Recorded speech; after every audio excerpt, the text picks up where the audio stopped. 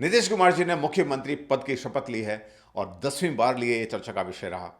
और यह भी चर्चा रही मोदी जी ने जो गमछा लहराया था शपथ ग्रहण समारोह में, लेकिन यहां चर्चा वो नहीं है। मैं ड्रॉ करूंगा दो फाइनेंशियल इन्वेस्टिंग के लेसन नीतीश कुमार जी की स्टोरी से।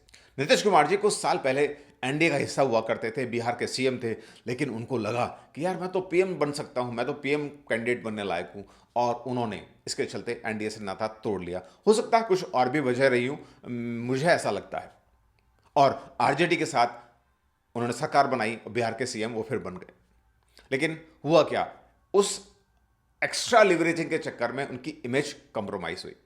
तो पॉइंट यहां पे यह है कि आप इन्वेस्टिंग करिए, उस डोमेन में करिए जिसकी आप समझ रखते हो। आपको म्यूचुअल फंड समझ में आता है, उसमें आप काम करिए। स्टॉक समझ में आते हैं, उसमें काम करिए। लेकिन आपको क्रिप्टो समझ में नहीं आता है, लेकिन आप रातों रात अमीर बनना चाहते हो, या हर साल के अंदर आप पैसा डबल करना चाहते हो, उसके चलते आप क्रिप्टो में जाओगे तो रिस्क हो सकता है। और खास तौर पे क्रिप्टो की ऐसी किसी स्कीम में मत फंसिएगा।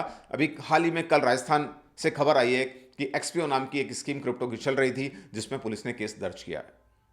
और साथ ही रिस्क उतना लेना है जितना आप मैनेज कर सकते हो। ऐसा ना हो कि आप ज्यादा रिटर्न कमाने के चक्कर में आपका जो कैपिटल है, आपका जो प्रिंसिपल है, उसको भी ना गंवा दो।